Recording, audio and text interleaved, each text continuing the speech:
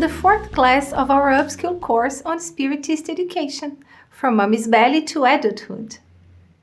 What are the memories of your teenage years? Do you remember?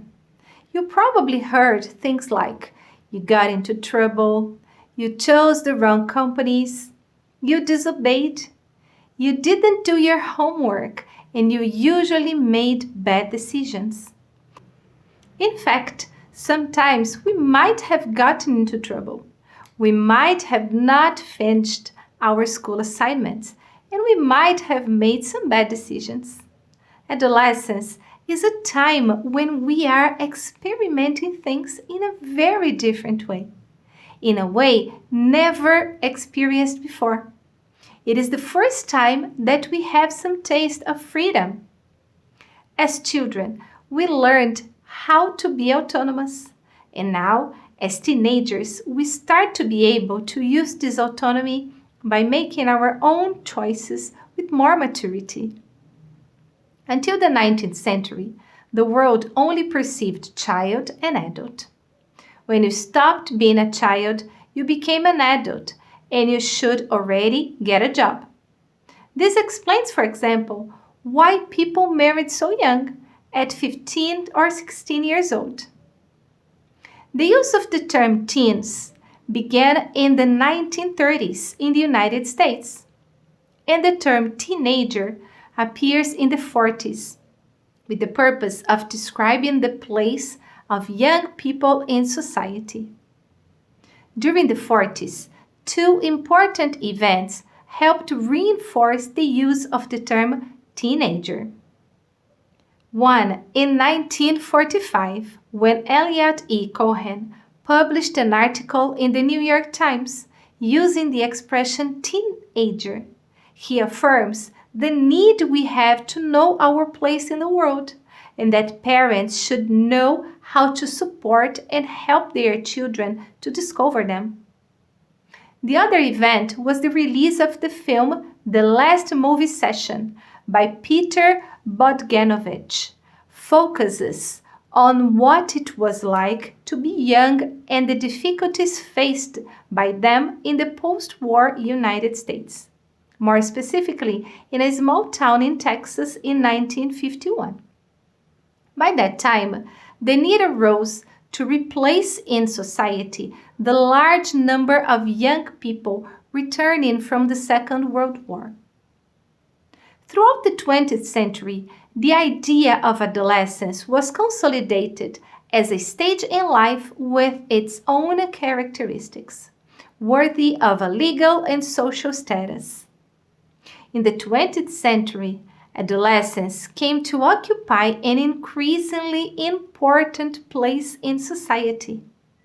With prolonged schooling and the introduction of a segment educational system according to the different areas of knowledge, the period of dependence of young people on their parents grew, and the period between puberty and marriage extended, so young people began to leave their parents' home later and later. The term adolescence has its origins from Latin, adolescentia, or adolescere, which means grow to maturity. It refers to the period of human life between childhood and adulthood, a natural phase of life marked by biological and behavioral changes and social and historical constructions, learning one's place in society. Based on the World Health Organization, the WHO, the period between childhood and adult life is divided into 3 stages: pre-adolescence from 10 to 14 years old, adolescence from 15 to 19 years old, and youth from 19 to 24 years old. This period, from around 11 years old until the age of 24, is characterized by many changes and consolidations, such as physical, mental, emotional, sexual, and social developmental impulses, and for the efforts to reach objectives related to the cultural expectations of the society in which they live. The process of reincarnation is now complete, and the teenager starts to live this new experience, defining the course of behavior that will mature with time through experiencing new challenges. An important conflict takes place. They are no longer children, and yet do not have biological, cognitive, and psychological structures to be an adult. It is therefore the intermediate period between the two phases of earthly existence, which is responsible for preparing the being for the deepest existential activities. The basis of family, religious, and social support feel the clashes of the challenges they face, as they relate everything they learned with what lies ahead, not possessing the maturity of discernment, and fascinated by the enchanting opportunities that come to them from one moment to the other. They eagerly throw themselves on new pleasures without realizing the commitments they are starting to make, surrendering to the sensations that take over their whole life in the body. Going back to reflect on our initial question, what are the memories of your teenage years? We must keep in mind that even though those types of statements are very common when thinking about teenagers, many of these actions are caused by our brain. Yes, that's right, by our brain. The adolescent brain is still developing in the areas that control behavior. There's a reason why they act the way they do. Although the brain has reached about 95% of its size by the age of 6, it still takes longer than we thought to be fully mature. The first articles that studied adolescence were published in the early 1990s. Until then, the belief was that the human brain would be fully developed in childhood and would change very little after this period. Adults are able to make decisions based on the analysis of the situation and possible consequences, thanks to the prefrontal cortex that regulates impulse, control, flexibility, planning of actions, and ideas. For Piaget, around 12 years old, people enter the stage of formal operations. The focal feature of this phase is the transformation of cognitive schemas, concretely operated into schemas based on imagined reality. In this way, the person is free from the concrete and from the present to think about the future and the various possibilities that an action can trigger. The thing is that this area, which controls all of these abilities, is still under development, and it will be fully developed around 30 years old. This means that the level of expectations we have for adolescents to plan their activities and fulfill their responsibilities is high, as they are still developing their capacities. Remember our first class? There must be a balance between challenge and ability, so there is no frustration or demotivation.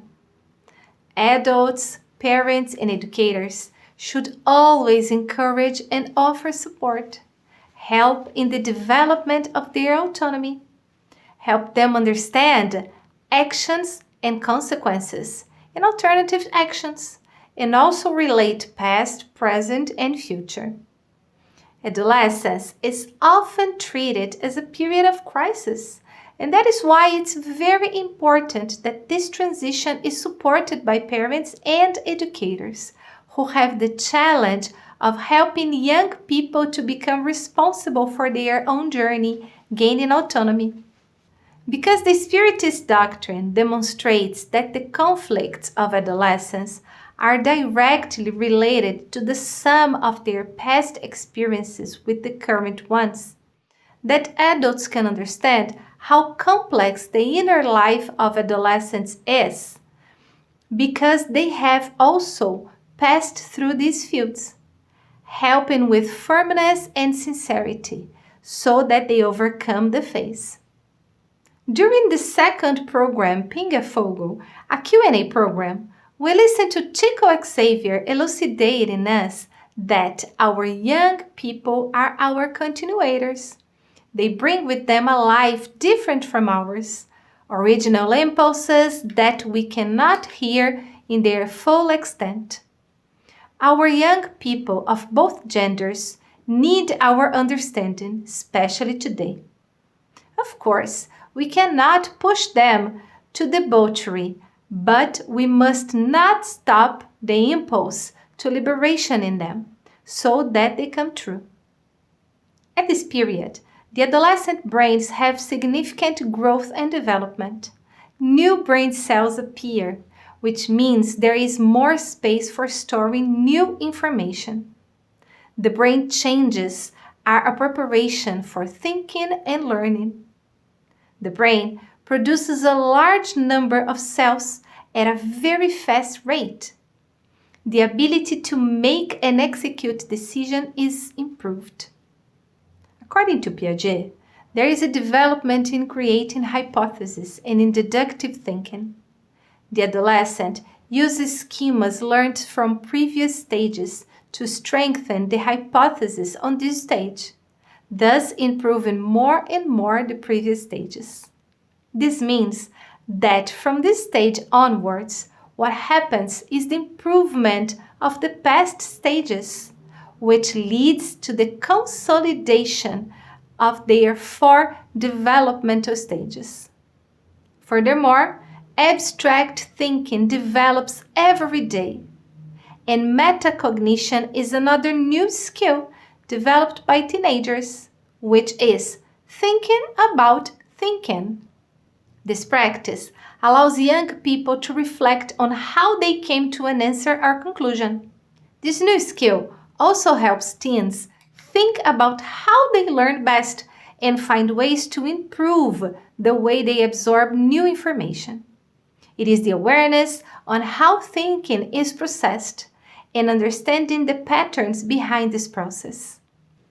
British cognitive neuroscientist Sarah J. Blakemore, an expert on the adolescent brain, describes this period as a perfect storm, thanks to the sudden and simultaneous increase in hormonal, neuro, social, and life pressure changes. Throughout childhood, our personality and mood consolidate as we adopt a more consistent way of thinking, acting, and feeling. Studies on adolescence still have a long way to go, but already demonstrate that characteristics that appear during this period anticipate a range of life events, including academic success and risk of unemployment. Another characteristic to be observed is related to mediumship. As this is a phase of turmoil, of self-discovery, of so many changes, the adolescent might discover the ability to listen, to see, to communicate with spirits. We can support those in which this ability is already present. Joanna De Angelis, by the psychography of Divaldo Franco, states that in adolescence, however, in full bloom of sexual forces, mediumship is thriving, needing convenient education and adequate guidelines to be controlled and productive. At the moment when the pineal gland releases the complementary sexual factors and the others from the endocrine system contribute to the development of libido, the first one, which was responsible for the genetic function, becomes a fulcrum of energy that carries possibilities of parapsychic capture. which gives rise to a wide range of manifestations. The adolescent's behavioral conflicts, which are natural during this period, make room for a broader exchange with the spirits, who are happy to afflict and disturb, considering their ignorance of the reality in which they linger. And we can also rely on the Medical Spiritist Association. This is where the suffering of these little ones is expressed, when they are not taken to a materialistic or dogmatic psychiatrist or psychologist, who then input a possible mental illness to this child or adolescent. Thus, the pathologization of the mediumistic condition and the use of unnecessary medication occurs until proven otherwise. A question is present: how long will we remain in this form of incomprehension of a phenomena called mediumship? Let us remember mediums from the Spiritist context. The expression of mediumship in childhood, adolescence, and youth is reported in several biographies. Joan of Arc, Elizabeth d'Espérance, Julie and Caroline Boudin, Ruth Céline Jaffé, Hermance Dufault, Kate and Margaret Fox, Florence Cook, Chico Xavier, Divaldo Franco, Ivone do Amaral. It is necessary to learn about adolescence and youth development and always educate ourselves about the realities of life they face today. Provide more effective support and encouragement for young people in their professional and personal lives. The visible and non-visible changes that occur both outside and inside the body during adolescence happen through a process called puberty. This process stems from the release of certain chemical hormones in the brain. Hormones are the same in all teenagers, differing in levels, which leads to different results, different profiles, introversion, excitement, joy, and others. Physical changes noticeably occur during this period. Bones and muscles become longer and stronger, which allows teenagers to take on tasks that they were unlikely to be able to do as children, such as lifting heavy objects or walking, running, or biking for long distances. They feel already mature, even if they have not reached the cognitive and emotional maturity yet. Changes may not be easy to face, and teenagers may start to be treated differently, even with their peers. At this point, bullying must be carefully observed. Young people should be motivated to develop their emotional intelligence, being able to express themselves, their feeling, what is happening in their lives, using non-violent communication skills. Being a young person brings anxiety. External factors, such as situations of stress or adversity, are also linked to any personality changes at this stage. Adversity situations that were out of the participants' control, such as parents' divorce or a tragic accident, are associated with increased emotional instability over time. And here we reinforce the importance of taking care of mediumship, which need balance, stability. Therefore, a medium young person should have all the support to develop this wonderful ability in a healthy way. As parents, as educators, how to give support? Help them understand that what they are going through is normal. Motivate them to eat well. Encourage them to have a positive view of their bodies. Talk and study about mediumship. Stay active with them. Teach them to avoid addictions. Make sure they get enough sleep. Maintain an open communication. We focus too much on getting teens to study, have good grades, be responsible, and be mature. But we should also focus on helping them cultivate their personalities. We end reflections on this class with one more thought of Chico Xavier on Pinga Fogo program. Let us advise our young people. Let us support our young people with our experiences. And may they support us with their strength and love us. Because we all need love. But let there be that border that we call respect, so each one can be themselves.